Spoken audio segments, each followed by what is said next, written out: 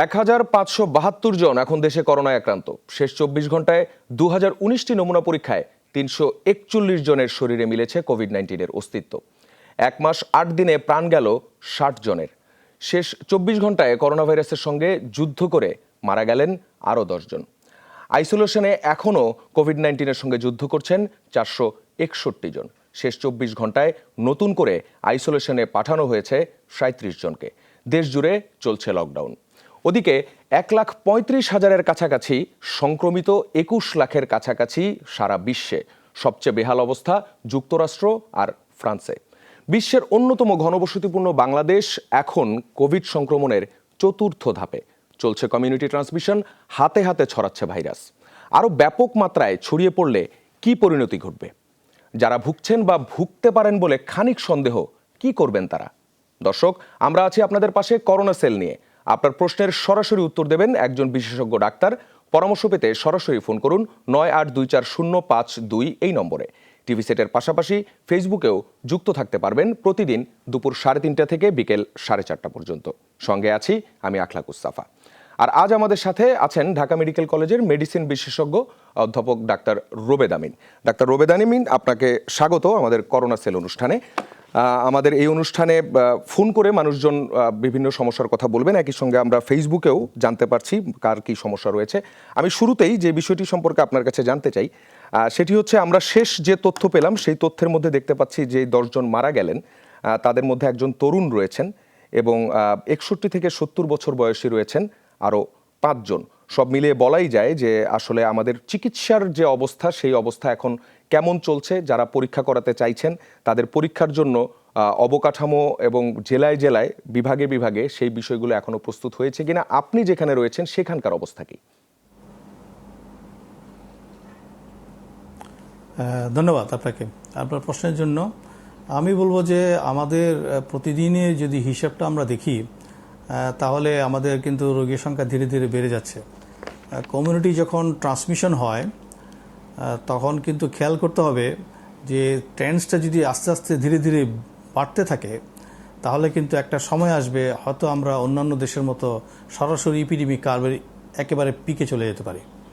তো সেক্ষেত্রে আমাদের যে স্বাস্থ্য ব্যবস্থা, যে হাসপাতাল থেকে শুরু করে সব কিছু আছে, সেটা কিন্তু একেবারে ধসে যাওয়ার মতো উপক্রম হতে পারে, যেটা আপনি দেখেছেন ইউরোপে অথবা বর্তমানে ইউনাইটেড স্টেটস অফ আমেরিকাতে ওরা ফেস করছে আর কি।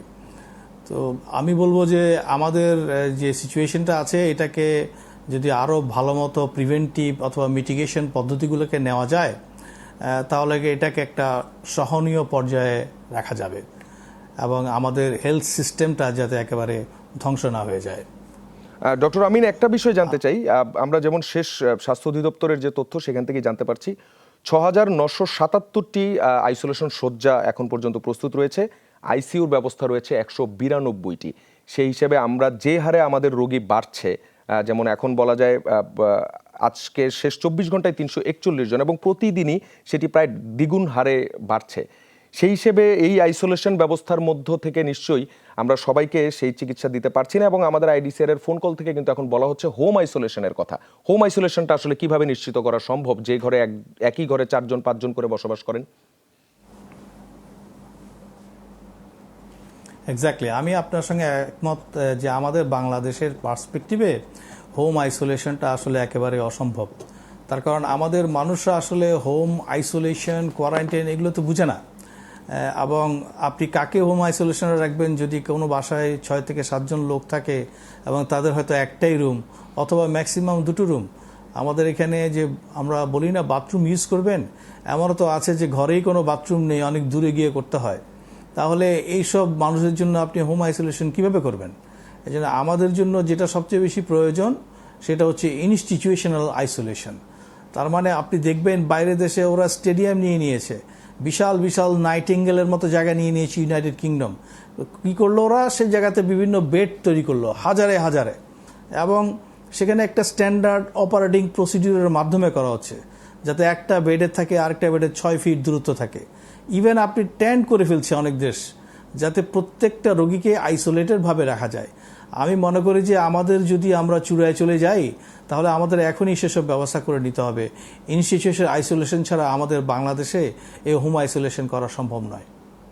ডক্টর আমিন, আপনাকে ধন্যবাদ। আমি একটু সংযুক্ত করতে চাই, সেটি হচ্ছে এখন পর্যন্ত 488টি প্রতিষ্ঠানে আমাদের হোম আইসোলেশন অর্থাৎ প্রাতিষ্ঠানিক আইসোলেশনের ব্যবস্থা রাখা হয়েছে, স্বাস্থ্য অধিদপ্তর থেকে জানানো হয়েছে। আমাদের সঙ্গে সিলেট থেকে যোগ দিবেন পাপন।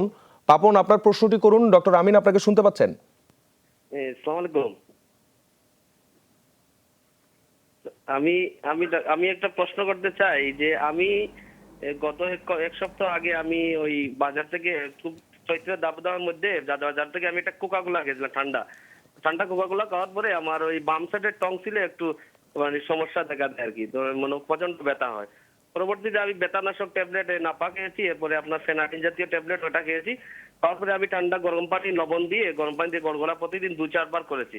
এখন গলা ব্যথা একটু কমছে আর কি, কিন্তু ওটা আগে ঠান্ডা খেলে কমে যেত, কিন্তু এখন আমি কমতেছে না আর কি। এই সমস্যাটা হচ্ছে কি ওটা লংজিবিলিটি থাকতেছে, এক সপ্তাহ হয়ে গেছে এখন কমতেছে না। আমি মানে সিমটমটা করোনার সিমটমটা হচ্ছে গলা ব্যথা, এরপরে তো আর অনেক কিছু থাকতে পারে, তাই জন্য আমার একটু সন্দেহ হচ্ছে আর কি যে আর কোনো সমস্যা নেই। আপাতত আমার শুধু ওই গলা ব্যথাটাই আছে, জ্বরও না, সর্দিও না, কাশিও না। আচ্ছা, ঠিক আছে। আচ্ছা, আমি আপনাকে একটু বুঝাইয়ের চেষ্টা করি আর কি। একটা হচ্ছে যে আপনার তো শুধু গলা ব্যথা এবং আপনার কাছে মনে হচ্ছে হয়তো একটা ঠান্ডা জিনিস আপনি খেয়েছেন তার জন্য হয়েছে, কিন্তু আমরা যে কোভিড-19 ডিজিজটা এখন দেখছি এটার কিন্তু অনেকগুলো প্রকারভেদ আছে। ম্যাক্সিমাম ক্ষেত্রে রোগীগুলো সাধারণত জ্বর অথবা শুকনা কাশি থাকে, কিন্তু তার মানে এই না যে এগুলো নিয়েই রোগীগুলো আসতে পারে। আরও যেসব সংক্রমণগুলোর মধ্যে আপনার লক্ষণ ছিল, একটা ইম্পর্টেন্ট কারণ ছিল কিন্তু গলা ব্যথা, এবং বলা হয় যে গলাটা এমনভাবে ব্যথা করবে যে অন্যান্য রোগে টনসিলাইটিসে যেমন ব্যথা করে তার থেকে এর মাত্রা অনেক অনেক অনেক বেশি, এবং একই সঙ্গে তীব্রভাবে গায়ে ব্যথা থাকতে পারে। বলা হচ্ছে যে একেবারে অবশতা অথবা ফেটিগ এটা হয়ে যেতে পারে। তাহলে এই ধরনের অল্প স্বল্প সিমটম নিয়েও কিন্তু আপনার কোভিড-19 প্রকাশ পেতে পারে। আমি বলবো যে আপনার এই গলা ব্যথার সমস্যা সংক্রমণটা যদি একেবারে পুরোপুরি না যায় তাহলে আপনি যেখানে আছেন সিলেটে সেখানেও ব্যবস্থা আছে টেস্ট করার, আপনি কিন্তু টেস্ট নিতে পারেন। ওইখানকার যেসব পদ্ধতি আছে সিলেট ওসমানী মেডিকেল কলেজে, সেই টেস্টের মাধ্যমে আপনি নিশ্চিত জানতে পারবেন। আর বর্তমান সময়ে গলা ব্যথা আপনি কথা বলছেন, আপনার যদি কাশি থেকে থাকে তাহলে আপনার উচিত হবে একটা মাস্ক ব্যবহার করা, মানুষের সাথে ফিজিক্যাল ডিস্টেন্স মেনটেন করা। যতক্ষণ পর্যন্ত আপনি নিশ্চিত না হচ্ছেন ততক্ষণ পর্যন্ত কিন্তু আপনাকে এই ব্যবস্থাগুলো নিতে হবে। টেস্ট করে নিয়ে কনফার্ম হয়ে গেলে তারপর আপনি ব্যবস্থা পাবেন। কিন্তু আপনার যে সংক্রমণটা এবং রোগটা হচ্ছে এটা খুবই মাইল্ড, আপনার ভয় পাওয়ার কোনো কারণ নেই। ডক্টর আমিন, আপনাকে ধন্যবাদ। আমাদের সঙ্গে আছেন মোহাম্মদ নুরুজ্জামান। নুরুজ্জামান, আপনি প্রশ্নটি করতে চাচ্ছেন পঞ্চগড় থেকে। আপনার প্রশ্নটি করুন নুরুজ্জামান। আসসালামু আলাইকুম। আসসালামু আলাইকুম স্যার। জি, শুনতে পাচ্ছেন? ডক্টর আমিন শুনতে পাচ্ছেন? আপনি প্রশ্নটি করুন। জি, আমার আগে থেকে হালকা একটু শ্বাসকষ্ট ছিল, মাঝে মাঝে হয়। এটাতে আমি এমকাস্ট অথবা মোনাস ট্যাবলেটটা খাইলেই কমে যায়। তো এখন সমস্যা আছে, গতকালকে আমি দুধ খেয়েছি প্রায় আধা মগ, মানে আধা মগ। তো আমার কথা আছে, দুধ খেলে কি শ্বাসকষ্ট বাড়ে, অথবা আমি এই মুহূর্তে এই সিচুয়েশনে কি ধরনের মেডিসিন মানে নিতে পারি? আচ্ছা, ধন্যবাদ। এই কোভিড-19 সময়ে আপনি যেটি বলেছেন যে আপনার দীর্ঘমেয়াদী হয়তো একটা অ্যালার্জি থাকতে পারে, সেটার কারণে আপনি মাঝে মধ্যে মন্টিলুকাস্ট কিছু ওষুধপত্র খান, তাতে আপনি রিলিফ পেতেন। এবং ভেরি রিসেন্টলি আপনি একটু দুধ খেয়েছেন, সে দুধের শ্বাসকষ্ট বেড়ে যেতে পারে কিনা, সমস্যা হতে পারে কিনা। আমি বলবো অনেক ক্ষেত্রে মিল্কে অথবা দুধে মিল্ক অ্যালার্জি বলে একটা জিনিস থাকে। যদি কারো মিল্ক অ্যালার্জি থেকে থাকে তাহলে কিন্তু মিল্ক খেলেও শ্বাসকষ্ট হতে পারে। কিন্তু যদি আপনি দীর্ঘদিন থেকে মিল্ক খেয়ে থাকেন এবং এর আগে কখনো অ্যালার্জিক কোনো প্রবলেম না থেকে থাকে, তাহলে এটা নিয়ে আসলে চিন্তা করার মতো কিছু নেই। আর বর্তমান সময়ে কোভিড-19 সঙ্গে আপনার যে প্রশ্নটা, এটা অনেক বেশি লিঙ্ক আছে বলে আমার কাছে মনে হচ্ছে না। আপনার যে রোগ আছে সেটা হয়তো কফ ভেরিয়েন্ট অ্যাজমা হতে পারে, সেটার জন্য আপনি আপনার পরামর্শ নিতে পারবেন আপনার ডাক্তার থেকে। ডক্টর আমিন, এরই মধ্যে ফেসবুকে আরও অনেকে একই ধরনের প্রশ্ন কিন্তু আমাদের করছেন। সেই হিসেবে আমি যদি সবগুলো প্রশ্নকে সামারাইজ করে আপনাকে যদি একটি বিষয় জানতে চাই, সেটি হচ্ছে কোভিড-19 উপসর্গগুলো। এর মধ্যে আমরা জানতে পেরেছি অনেক মানুষই কিন্তু জেনে গেছেন গলা ব্যথার বিষয়টি সবচেয়ে বেশি গুরুত্ব দিচ্ছেন। আপনার কাছে একটি বিষয় জানার, কোভিড-19 হয়নি এটি নিশ্চিত হওয়ার উপসর্গ কি? কোভিড-19 হয়নি, কিন্তু অর্থাৎ কোভিড-19 হয়নি অথবা ভয়ের কোনো কারণ নেই এমন কোনো উপসর্গ ব্যক্তি পর্যায়ে কি ধরা সম্ভব কিনা, সেটি আছে কিনা? আমি বলবো, দেখেন, কোভিড-19 কিন্তু দুইভাবে প্রকাশ পেতে পারে আর কি। একটা হচ্ছে যে উপসর্গ সহ, আর একটা হচ্ছে কোনো উপসর্গ ছাড়াই। মানে এটাকে বলা হচ্ছে অ্যাসিমটোমেটিক অথবা প্রিসিমটোমেটিক ডিজিজ। তার মানে যখন উপসর্গগুলো আসছে তার আগেও কিন্তু রোগীগুলো কিন্তু ভাইরাস ছড়িয়ে দিতে পারে। তাহলে যদি কোনো একটা রোগী আপনার ভাইরাস ক্যারি করে কিন্তু তার নিজের কোনো শারীরিক সমস্যা হয়নি, কিন্তু উনি আপনার খুব কাছাকাছি চলে এসেছেন, অনেক জোরে জোরে কথা বলছেন, কথা বলার সময় উনি জোরে জোরে নিঃশ্বাস নিচ্ছেন এবং অনেক সময় মুখ থেকে কিছু কিছু থুতু চলে আসছে কথা বলার সময়, তাহলে ওই ভাইরাসও কিন্তু আপনাকে সংক্রমণ করতে পারে যদিও আপনি খুব কাছাকাছি তার থাকেন, একেবারে 6 ফুটের মাঝামাঝি যদি থেকে থাকেন, তাহলে এইভাবেও কিন্তু আসলে সংক্রমণটা হতে পারে। আর আপনি যেটা বলছেন যে আপনাদের লক্ষণসমূহ, আমি বলবো সারা পৃথিবীময় যত কোভিড বিভিন্ন দেশে হয়েছে তার ভিতর একটা কমন ফরম্যাট হচ্ছে তাদের জ্বর থাকা এবং সঙ্গে একটা শুকনা কাশি থাকা। এবং আপনি যে 100 ভাগ রোগীর 100 জনের জ্বর পাবেন তা কিন্তু নয়, কিন্তু পার্সেন্টেজটা অনেক বেশি।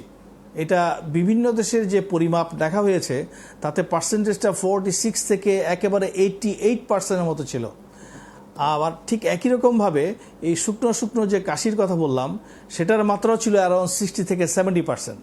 তাহলে দুটো নিয়েও কেউ আসতে পারে, কেউ জ্বর নিয়েও আসতে পারে, কেউ আবার শুকনো কাশি নিয়েও আসতে পারে। তাহলে যে কোনো একটা সিমটম নিয়ে আসুক অথবা দুটো নিয়েই আসুক না কেন, আমাদের এই সময়টাতে যেখানে প্রচণ্ডভাবে মহামারী চলছে সারা পৃথিবীময়, সবার আগে আপনি চিন্তা করবেন এটা কি কোভিড কিনা।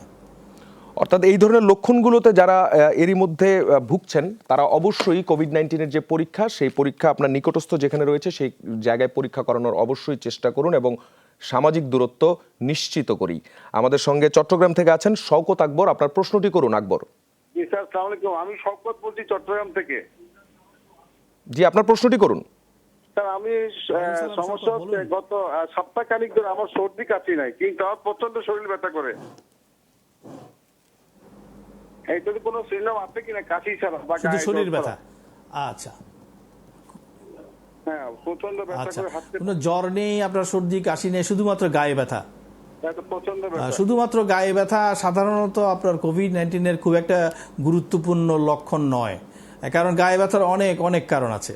কিন্তু যদি আমি মনে করেন যে এইটার সঙ্গে আপনার জ্বর থেকে যায়, সেই জ্বরটা যদি লো গ্রেডও থাকে কিংবা হাই গ্রেডও থাকে, তাহলেও কিন্তু আপনাকে চিন্তা করতে হবে এই সময়ে আপনাকে হয়তো কোভিড-19 হতে পারে। কিন্তু জ্বর ছাড়া কোনো রকম শারীরিক সমস্যা অথবা কোনো রকম শ্বাসতন্ত্রের কোনো রকম লক্ষণ ছাড়া শুধু গায়ে ব্যথা, এটা কোভিড না হওয়ার সম্ভাবনাই বেশি। ডক্টর আমিন, আপনাকে ধন্যবাদ। আমরা ফেসবুক থেকে একটি প্রশ্ন নিতে চাচ্ছি, সেই প্রশ্নটি আমি আগেভাগে আপনাকে বলে রাখি। আমাদের পুলিশের একজন সদস্য, একজন এএসআই লুৎফর রহমান, তিনি যে বিষয়টি জানতে চাইছেন, তিনি বলছেন, আমি দীর্ঘমেয়াদী কোল্ড অ্যালার্জি জনিত রোগে ভুগছি। তাছাড়া অ্যালার্জি জাতীয় খাবার খেলে আমার প্রচুর কাশি হয়। আমি গত 3 মাস অবধি ডক্সিভা 200 এবং মোনাস 10 সেবন করছি। এখন আমার কি করণীয়? এই করণীয়টা সম্পর্কে আমরা অবশ্যই জানবো, তবে তার আগে একটা বিরতি নিচ্ছি। কিছুক্ষণ পরেই ফিরছি। ফিরে এসে আমরা আমাদের যিনি এএসআই রয়েছেন লুৎফর রহমান, তার প্রশ্নের উত্তরটি জানবো।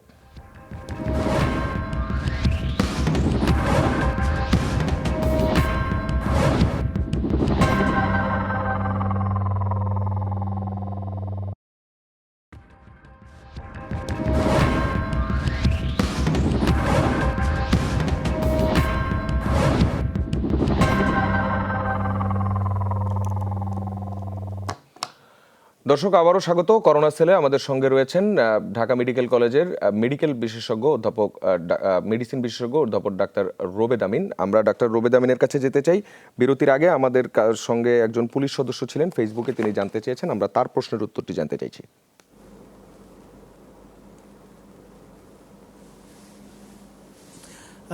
ধন্যবাদ। আমি যে প্রশ্নটা শুনলাম তাতে আমার কাছে মনে হচ্ছে উনার দীর্ঘদিন থেকে একটা অ্যালার্জিক সমস্যা আছে, এবং আমাদের বাংলাদেশে কিন্তু এই অ্যাজমা বলেন অথবা কফ ভেরিয়েন্ট অ্যাজমা বলে একটা রোগ আছে, যেটা অনেকেই কিন্তু সাফার করছেন।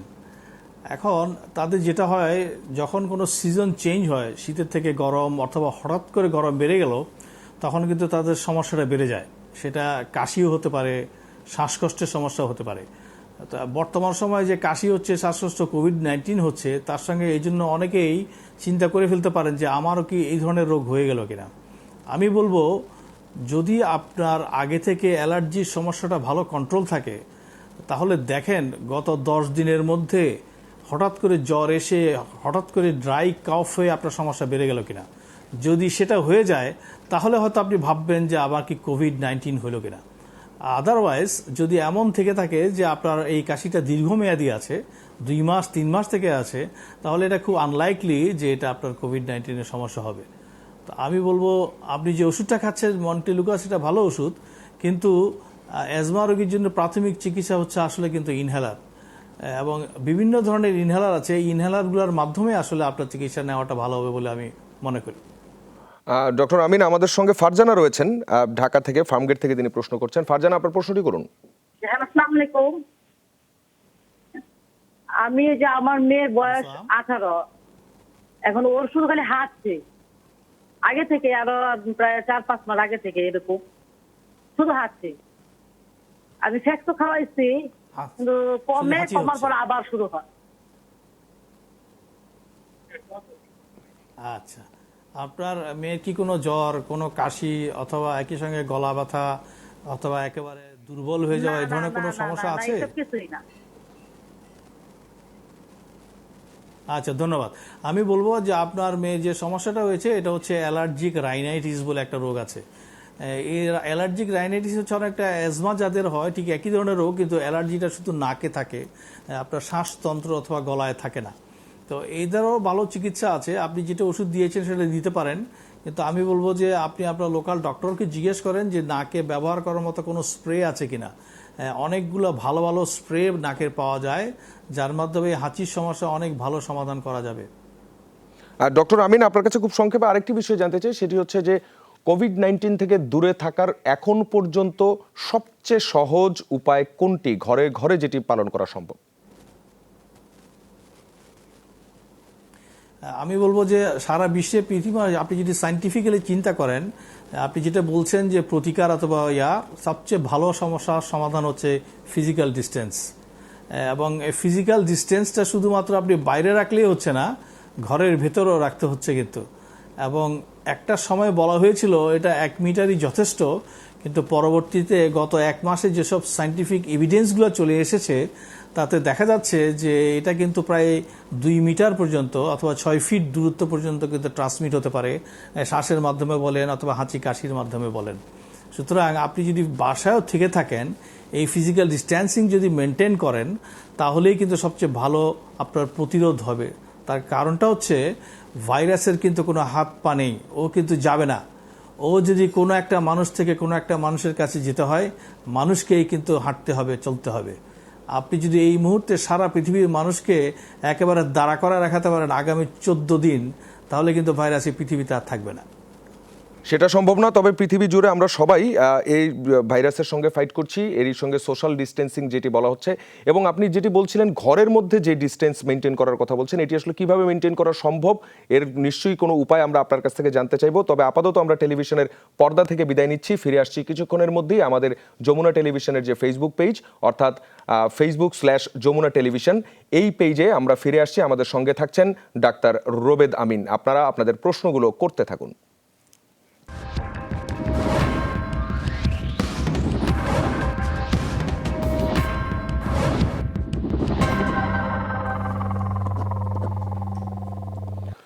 দর্শক, স্বাগত জানাচ্ছি আবারও করোনা সেল অনুষ্ঠানে। এই পর্যায়ে অনুষ্ঠানটি শুধুমাত্র যমুনা টেলিভিশনের ফেসবুক পেজে আপনারা দেখতে পাচ্ছেন, এবং বিশেষজ্ঞ ডাক্তারকে সরাসরি আপনার সমস্যা নিয়ে প্রশ্ন করতে ফোন করতে পারবেন 9824-052 এই নম্বরে। এছাড়াও ফেসবুক কমেন্টে আপনার প্রশ্নের উত্তর জানতে চাইতে পারেন।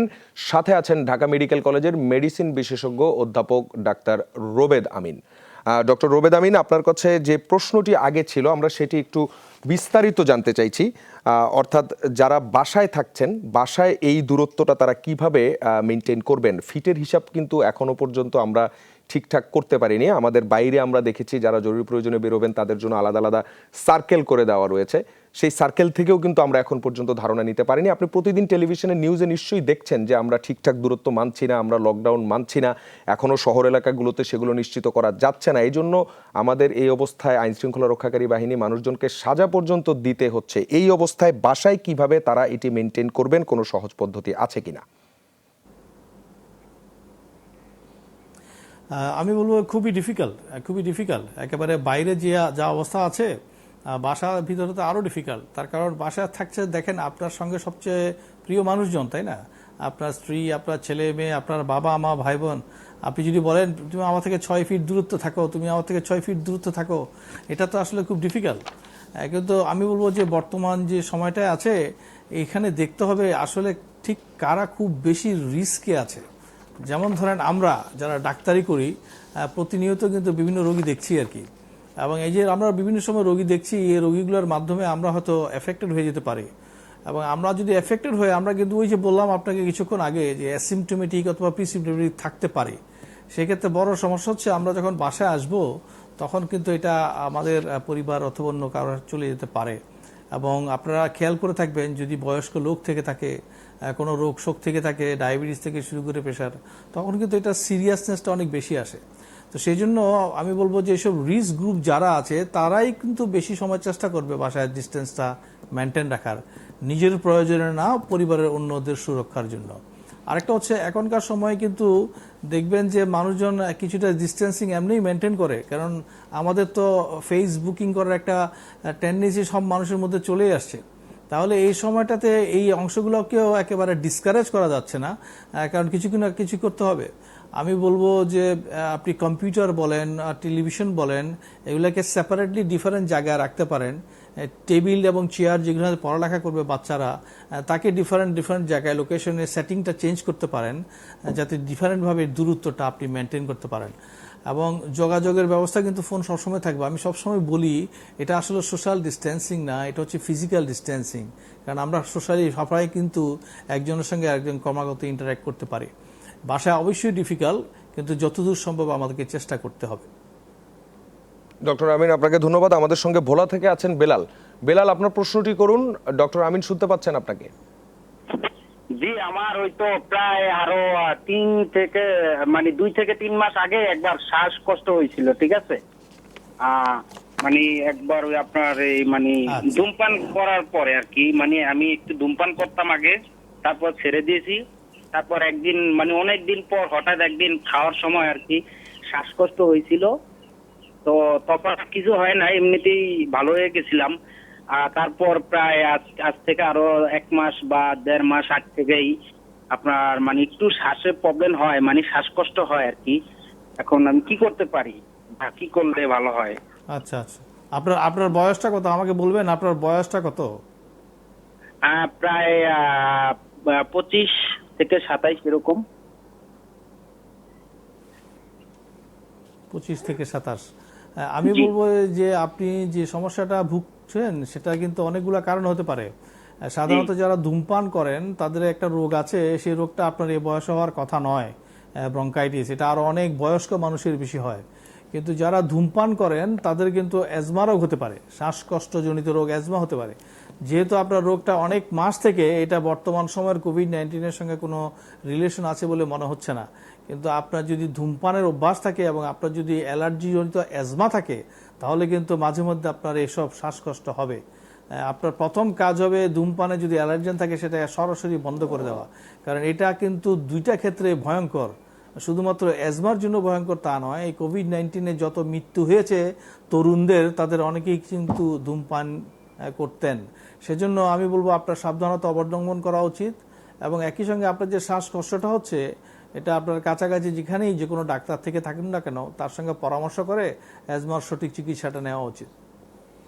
ডক্টর আমিন, আমাদের সঙ্গে ফেসবুক থেকে রয়েছেন মিস্টার বেলাল চৌধুরী। তিনি বলছেন গতকাল রাত 12টা থেকে তার ঠান্ডা লেগেছে এবং কফ হচ্ছে, এখন তার শরীর ব্যথাও তিনি অনুভব করছেন। কি ধরনের আশঙ্কা আছে? তার মেয়ের আবার গতকাল বিকেল থেকে জ্বর। ধন্যবাদ। দেখা যাচ্ছে যে আপনি এবং আপনার পরিবারের দুজনই একেবারে নতুন উপসর্গ আসছে, সেটা জ্বর, কাশি এবং গায়ে ব্যথা। এবং বর্তমান সময় যেখানে প্যান্ডেমিক কোভিড-19 চলছে, এটা কিন্তু আপনাকে খেয়াল করতে হবে এই রোগটা আপনার হওয়ার সম্ভাবনা আছে। আপনি বাংলাদেশের যে কোনো প্রত্যন্ত অঞ্চলেই থাকুন না কেন, যেহেতু একটা সময় আমাদের ঢাকা থেকে অনেক অনেক লোক বিভিন্ন জায়গায় চলে গিয়েছে এবং তারা সোশ্যালি অনেক জায়গায় মিলামেশা করেছেন, এটা আমরা কখনোই বলতে পারবো না যেটা শুধুমাত্র এই এলাকার রোগ, ওই এলাকার রোগ। আমাদেরকে বুঝতে হবে আমাদের বাংলাদেশের 64টা জেলার যে কোনো জায়গায় যে কোনো স্থানে কিন্তু এই রোগটা হতে পারে। সুতরাং আমি বলবো আপনারা একটু কেয়ারফুল থাকেন। যেসব সমস্যাগুলো হচ্ছে, অনেক বেশি পরিমাণ জ্বর না আসলে ইভেন আপনার প্যারাসিটামল খাওয়ারও দরকার নেই, কারণ জ্বরগুলোতে ভাইরাস অনেক বেশি মারা যায়। আমি বলবো আপনারা ভালো করে স্টিম ইনহেলেশন নিতে পারেন। যদি অনেক বেশি সর্দি থাকে, বাজারে অনেক ধরনের অ্যান্টিহিস্টামিন আছে, দেখবেন ফ্যাক্সোফেনাডিন, এই ধরনের ওষুধগুলো খেতে পারেন। কাশির কিছু সিরাপ আছে, যদি কাশি বেশি হয় এটা নিতে পারেন। আরেকটা হচ্ছে আপনার কাছাকাছি যেসব জায়গাগুলোতে আমাদের ডায়াগনস্টিক ফ্যাসিলিটি আছে এবং যেখানে কোভিড-19 উপসর্গ দেখে ডায়াগনোসিস করার সুযোগ আছে, সেই সুযোগটা আপনি নেওয়ার চেষ্টা করবেন। বর্তমান সময়ে আপনি দেখবেন বাংলাদেশের সরকার টেলিমেডিসিনের মাধ্যমে অথবা টেলিফোন সার্ভিসের মাধ্যমে অনেক রোগীকে সার্ভিস দেওয়ার চেষ্টা করছেন। আপনার কাছাকাছি যে উপজেলা স্বাস্থ্য কমপ্লেক্স বলেন অথবা হেলথ কেয়ার ফ্যাসিলিটি আছে, তাদের সঙ্গে ফোনে আলাপ করুন, সঠিক পরামর্শটা আপনারা পেয়ে যাবেন। সবসময় মনে রাখবেন, যে কোনো একজন ডাক্তার, উনি সরকারি হোক বেসরকারি যেখানেই কাজ করেন না কেন, আপনাকে সঠিক পরামর্শটা শুধু ডাক্তার সাহেবই দিবে। ডক্টর আমিন, আপনাকে ধন্যবাদ। আমাদের সঙ্গে উত্তরের জেলা নীলফামারী থেকে জীবন ফোন করেছেন। আমরা জীবনের সমস্যাটি জানতে চাইছি। জীবন, আপনার প্রশ্ন করুন। আমার বিগত কিছুদিন থেকে আমার গলা ব্যথা এবং গলার এক সাইড ফুলে গেছে, আর বুকেও ব্যথা লাগতেছে অল্প একটু। আর এটা কি করোনা ভাইরাসের হতে পারে? কিন্তু জ্বর টর আমার এগুলা জিনিস কোনো কিছু নাই। আমার কাছে যেটা মনে হচ্ছে, আপনি যে শারীরিক সমস্যাগুলোর কথা বলেছেন, এটা আপনার কোভিড-19 হওয়ার সম্ভাবনা খুবই কম। আপনি আপনার কাছাকাছি যে কোনো একজন ডাক্তারের সঙ্গে আপনি এটার পরামর্শ নিন, যেটা সমাধানের জন্য। এটা কোভিড হওয়ার সম্ভাবনা খুবই কম। ডক্টর আমিন, আপনাকে ধন্যবাদ। আপনি আগের প্রশ্নের উত্তরের শেষ যেটি বলছিলেন যে যেভাবেই পারেন এই সুযোগটি তারা যাতে নেন, অর্থাৎ কোভিড-19 পরীক্ষাটি করান। যাদের আসলে এই সুযোগটি একেবারেই নেই, যারা একেবারেই প্রত্যন্ত জায়গায় থাকেন, তাদের আশপাশের যে স্বাস্থ্য কমপ্লেক্স সেই পর্যন্ত যে সেবাটি এখন পর্যন্ত পৌঁছায়নি, তাদের জন্য আসলে কি করার আছে? ধন্যবাদ। আমি বলবো যে বর্তমান সময়ে যখন মহামারী হচ্ছে, তখন আমাদেরকে খেয়াল করতে হবে যে যাদের কোভিড-19 হয়েই গেল, তাদেরকে কি করা যাবে যদি টেস্ট আমরা করতে নাই পারি। আমি বলবো, দেখেন, কয়েকটা জিনিস খেয়াল করতে হবে যে সবার ক্ষেত্রে কিন্তু রোগটা সিরিয়াস হবে না অথবা সিভিয়ার হবে না। একটা দীর্ঘ ইউরোপ বলেন, চায়না বলেন অথবা আমেরিকায় বলেন, সবখানে একটা জিনিস কমনলি দেখা গেছে যে প্রায় 80 থেকে 85% রোগটা এমনিতেই ভালো হয়ে যায়। কোনো রকম কেউ যদি চিকিৎসা নাও করেন তাহলেও 7 দিন 8 দিনের বেশি সাধারণত থাকে না। কিন্তু সবচেয়ে গুরুত্বপূর্ণ একটা সমস্যা হচ্ছে শ্বাসকষ্ট আর কি। যদি এই ধরনের কোনো রকম সমস্যা হয়, তাহলে কিন্তু আসলে আপনার কিছুই করা থাকবে না। আপনি অবশ্যই কিন্তু কাছাকাছি কোনো স্বাস্থ্য কমপ্লেক্স বলেন অথবা হাসপাতালে চলে যাবেন, কারণ সেখানে তখন আপনাকে নিবিড়ভাবে চিকিৎসা করার সুযোগ থাকবে। কিন্তু যদি সেটা না থেকে থাকে, শুধু জ্বর আছে, সর্দি আছে, কাশি আছে, আমি বলবো বাসায় থাকতে পারবেন। টেলিফোন সার্ভিস বলেন, টেলিমেডিসিন সার্ভিস বলেন, তার মাধ্যমে চিকিৎসা নিতে পারবেন। কারণ এখানের জন্য শুধুমাত্র কিছু প্যারাসিটামল ট্যাবলেট, কিছু অ্যান্টিহিস্টামিন অথবা একটা কাশির সিরাপ ছাড়া তেমন কিছু আসলে আপনার করার নেই। আপনি যেটা করতে পারবেন যে বাসায় যারা অন্যান্যরা আছে তার থেকে একটু ফিজিক্যাল ডিস্টেন্স মেনটেন করেন, একটু মাস্ক ব্যবহার করেন, কারণ আপনার কাশি আছে, সর্দি আছে, আপনি একটু নিজস্ব জিনিসপত্রগুলো আলাদা করে রাখার চেষ্টা করেন। যা আপনি ব্যবহার করবেন, খাবেন দাবেন, একটু যাতে ডিস্টেন্স মেনটেন। আমরা একেবারে হোম আইসোলেশন সমস্ত প্রটোকলটা যে মেনটেন করতে পারবো তা নয়, কিন্তু আপনি যদি এই ডিস্টেন্সগুলো কিছুটা মেনটেন করে নিজেরটা নিজে করে ফেলতে পারেন, 7 থেকে 8 দিনেরই ব্যাপার, তারপরে হয়তো আপনি সম্পূর্ণ সেরে যাবেন। খালি একটাই বিষয় যে আপনার সঙ্গে যে মানুষগুলো থাকে তাদের ভিতরে যদি বয়স্ক লোক কিছু থেকে থাকেন অথবা কেউ যদি থাকেন যাদের কোমরবিডিটিস বলে একটা জিনিস আছে, ডায়াবেটিস, প্রেশার থেকে শুরু করে অন্যান্য কঠিন রোগ, এগুলো যদি কারো থাকে তাহলে তারা কিন্তু রিস্কে পড়ে যাবে যদি আপনি তাকে ট্রান্সমিট করে দেন ভাইরাসটা। ডক্টর আমিন, একটি বিষয় আপনার কাছে আসলে জানতে চাই, সুযোগটি পেয়ে আমিই জানতে চাই, সেটি হচ্ছে আমরা নিজেরাও গতকাল এরকম একটি রিপোর্ট প্রচার করেছি। এক ধরনের সোশ্যাল স্টিগমা দেখা দিয়েছে। মানুষজন কোভিড-19 ইস্যুতে অথবা কোভিড-19 হোক বা না হোক, এক ধরনের সামাজিক চাপ কিন্তু রয়েছে, অনেকটা পারিবারিক চাপও বলা যায়, পরিবারের মধ্যেও রয়েছে। এই চাপ থেকে মুক্ত হওয়ার আসলে উপায় কি? ধন্যবাদ। একটা খুব গুরুত্বপূর্ণ একটা প্রশ্ন আসলে আপনি করেছেন আর কি। আমি আপনার গত কিছুদিন থেকে খেয়াল করলাম আর কি যে কোনো কারণে হোক কোভিড-19 রোগীদেরকে স্টিগমাটাইজেশন করে দেওয়া হচ্ছে। স্টিগমাটাইজেশন মানে তাকে চিহ্নিত করা হচ্ছে যে এটা এক ধরনের রোগী। হ্যাঁ, কিন্তু আমি বলবো বাংলাদেশের সফল মানুষের জন্য যারা শুনছেন, যে যেখানেই শুনেন না কেন, এই রোগটা কিন্তু একজনের হয়েছে এবং আপনার হবে না এটা কিন্তু আপনি ধরে নিতে পারবেন না। যখন কোথাও কমিউনিটি ট্রান্সমিশন হবে এবং কোনো একটা কান্ট্রির লেভেল 4-এ চলে যাবে, তখন কিন্তু কেউ বলতে পারবে না যে আমার হবেই না। এটা কেউ বলার কোনো সুযোগ নেই। কারণ আমাদেরকে চিন্তা করতে হবে, মহামারীর সময় একটা সময় আমাদের গ্রামের পর গ্রাম শুধু কলেরা রোগী প্রত্যেকটা বাসায় ছিল। তাহলে এটা কিভাবে হলো? তাহলে মহামারীগুলো এভাবেই হয়, আপনি টেরই পাবেন না কোন সময় আপনার হয়ে যেতে পারে। তাহলে এই যে আপনি একটা রোগীকে বলছেন যে সে কোভিড-19 রোগী, তার সঙ্গে যাবেন না, তাকে সামাজিকভাবে হেয় করে দিবেন, আপনার যখন হয়ে যাবে তখন আপনি কি করবেন? সুতরাং আমার নিজের খাতিরে হলো উচিত হবে যে কোনো কোভিড-19 রোগীকে অত্যন্ত সহানুভূতির সঙ্গে দেখা, তার জন্য সহমর্মিতা দেখা। সারা পৃথিবীতে কিন্তু আমরা এটা দেখছি না যেটা আমরা আমাদের এখানে দেখতে পাচ্ছি। এটা অত্যন্ত দুঃখজনক বিষয়। এবং একই সঙ্গে দেখবেন এই কোভিড-19-এ অত্যন্ত সিভিয়ার ইলনেস হয়ে কিছু মানুষ মৃত্যুবরণ করেছেন। মানুষজন সেই মৃত্যুবরণ লাশের কাছে পর্যন্ত যাচ্ছেন না, সৎকার করা তো দূরের কথা। তাহলে কত ভয়ঙ্কর সব নিউজ আমরা দেখতে পাচ্ছি। জঙ্গলে ফেলে দিয়ে আসা হচ্ছে মানুষজনকে। আমি বিনীতভাবে অনুরোধ করছি, আপনার নিজের গায়ে চলে আসতে পারে একই জিনিস, তখন আপনি কি করবেন? এই জন্য কোভিড-19 রোগীদের অত্যন্ত সহমর্মিতার সাথে দেখতে হবে। আপনাকে কতগুলো সহজ বুদ্ধি আছে, তার সঙ্গে আপনি একটু মাস্ক ব্যবহার করবেন, একটু ফিজিক্যাল ডিস্টেন্স মেনটেন করবেন, 2 feet, 3 feet, 4 feet, 6 feet, that's it. কিন্তু তার মানে এই নয় এই রোগীটাকে আপনি সেবা দিতে পারবেন না। সেবা দেওয়ার অনেক ধরনের পদ্ধতি আছে। আমরা যেন খেয়াল করে থাকি একটা রোগের কারণে আমাদের যে মনুষ্যত্ব অথবা মানবিকতা আছে এটা যেন আমরা শেষ না করে দিই। মানুষ সবচেয়ে শ্রেষ্ঠ জীব, সেটা আমাদেরকে এখন প্রমাণ করার সবচেয়ে ভালো সুযোগ। ডক্টর আমিন, আপনাকে অসংখ্য ধন্যবাদ। আমাদের সঙ্গে পার্বত্য জেলা বান্দরবান থেকে মোর্শেদ টেলিফোনে আছেন। আমরা মোর্শেদের প্রশ্নটি শুনতে চাইছি।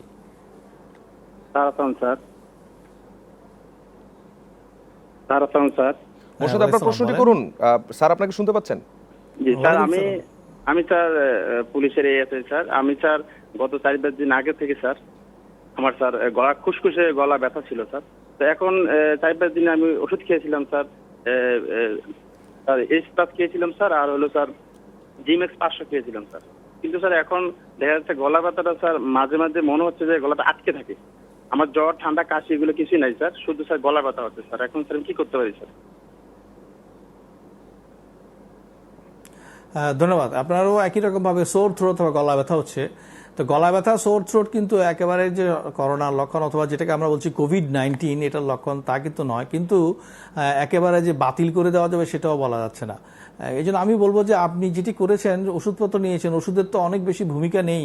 কিন্তু সারা পৃথিবীময় যেসব স্টাডিগুলো ছিল তাতে দেখা গেছে যারা গলা ব্যথায় ভুগেছেন সবচেয়ে বেশি কাজ করেছে দুটি অংশ। একটা হচ্ছে অনেক বারে বারে স্টিম ইনহেলেশন নেওয়া, আর একটা হচ্ছে হালকা কুসুম গরম পানিতে বারে বারে গড়গড়া করা। আপনি এই দুটো পদ্ধতি ফলো করবেন, আপনি যে এসব সিমটমগুলো আছে তাতে ভয়ের কিছু নেই, সিভিয়ারিটি হওয়ার সুযোগ খুব কম। আপনি মাস্ক ব্যবহার করবেন, আশেপাশে যারা আছে তাদের সঙ্গে ফিজিক্যাল ডিস্টেন্স মেনটেন করবেন, ঘন ঘন হাত ধুবেন, যেগুলো সব বলা আছে কিন্তু প্রায় প্রতিদিনই কেউ না কেউ এগুলো বলছে, আমরা কিন্তু জানি। এগুলোই ব্যবহার করেন, আপনার সমস্যা কেটে যাবে। ডক্টর আমিন, আপনাকে ধন্যবাদ। এবং একই সঙ্গে আমাদের আর এই শোতে আজকে দুজন পুলিশ সদস্য, তারা একজন ফেসবুকে এবং একজন টেলিফোনে যুক্ত হয়েছেন। আমরা অবশ্যই ডাক্তার এবং স্বাস্থ্যকর্মীদের পাশাপাশি এই যুদ্ধে ঠিক সেকেন্ড সারিতে থেকে যারা আসলে লকডাউনটা নিশ্চিত করছেন, আপনারাও তাদের মধ্যে একজন। ডাক্তারদের পরামর্শ অবশ্যই আপনারা নেবেন, আমাদের সঙ্গে সংযুক্ত থাকবেন এবং আপনাদের উপর ভরসা করেই এখনও পর্যন্ত অনেক মানুষজন তারা কমিউনিটি ট্রান্সমিশন হচ্ছে না সেই বিষয়টি নিশ্চিত হয়ে রয়েছে। আমরাও আছি আপনাদের সঙ্গে। ফেসবুক থেকে আমি আরও কয়েকটি প্রশ্ন যে এসছে সেই প্রশ্নের দিকে যেতে চাই। তার মধ্যে একটি বলা হয়েছে, যেমন আজকে প্রধানমন্ত্রী আমাদেরকে বলেছেন যে কৃষি কাজ চলতে পারে এবং সর্বোচ্চ নিরাপত্তা নিশ্চিত করেই একমাত্র কারখানা চালু রাখা যেতে পারে সবচেয়ে কম সংখ্যক শ্রমিকদেরকে দিয়ে। এই হচ্ছে এখনকার অবস্থা। এছাড়াও আমরা রাস্তাঘাটে দেখতে পাচ্ছি খাবারের জন্য মানুষজন বিভিন্ন জায়গায় ভিড় করছেন, বকেয়া বেতনের দাবিতে আন্দোলনও চলছে। এই মানুষগুলোর জন্য কোনো পরামর্শ আছে কি? ধন্যবাদ। আপনি এই জন্যই বলবো যে কোভিড-19 দেখেন প্রথম থেকেই যারা বলছিল এটা আসলে সাধারণ রোগ, এটা কত বড় ভুল। এই জন্য আমি বলি যে কখনোই কোনো একটা রোগকে শুধুমাত্র তার পার্সেন্টেজ, তার কতটুকু রিকভারি রেট একটা স্বাস্থ্যগত সমস্যা বলে শেষ করে দিতে পারেন না। এটার ইম্প্যাক্টটা দেখেন, ম্যাগনিচিউডটা দেখেন। শুধুমাত্র স্বাস্থ্য না, ইকোনমি বলেন, এগ্রিকালচারাল বলেন, বিজনেস বলেন, কোনো একটা মানুষের বিনোদন বলেন, পড়ালেখা বলেন, এডুকেশন বলেন, শিক্ষা বলেন, কোথায় এটার ইম্প্যাক্ট নিয়ে দেখেছেন? সারা পৃথিবীকে স্তব্ধ করে দিতে পারে একটা রোগ। তাহলে এটার ভয়ঙ্কর এফেক্টটা আমাদের চলে আসতে পারে আমাদের মতো কান্ট্রিতে যারা ইকোনমিক্যালি ইম্প্যাক্ট পড়ছেন, এবং সেজন্যই আমাদের সরকারও বিভিন্ন রকম চিন্তা ভাবনার মধ্যে থাকবেন, এটাই স্বাভাবিক।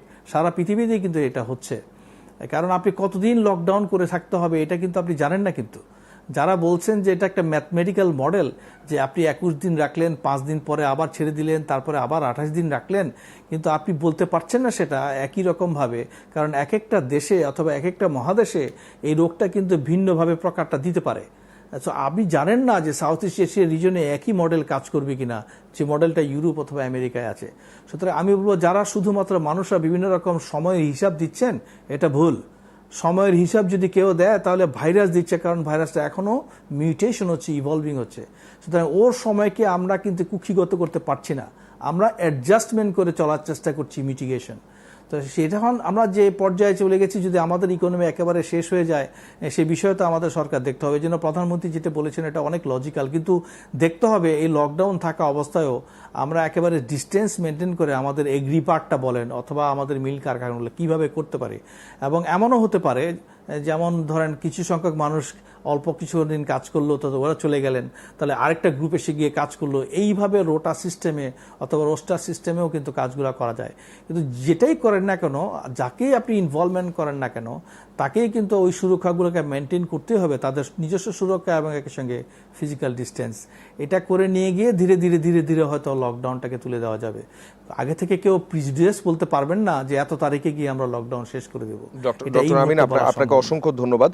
আমরা আরো একটি বিষয় জানতে চাইছি, ফেসবুকে অনেকে জানতে চাচ্ছেন যে এরই মধ্যে ঝড় শুরু হয়েছে, সেই বিভিন্ন জেলাও এরই মধ্যে আঘাত এনেছে। ঢাকাও আমরা দেখেছি গত 3 দিন যাবৎ টানা ঝড় হয়েছে। ঝড়ো বাতাসের কারণে এই ভাইরাসের কোনোভাবে নতুন করে কোনো ট্রান্সমিশনের সুযোগ আছে কিনা? ধন্যবাদ। দেখেন, আমি বলবো যে ভাইরাসের ট্রান্সমিশন ডাইনামিক্স বলে একটা শব্দ আছে আর কি। তার মানে কি কি ফ্যাক্টরগুলো দায়ী থাকতে পারে, তার জন্য এগুলো নিয়ে কিন্তু অনেক ধরনের গবেষণা চলছে।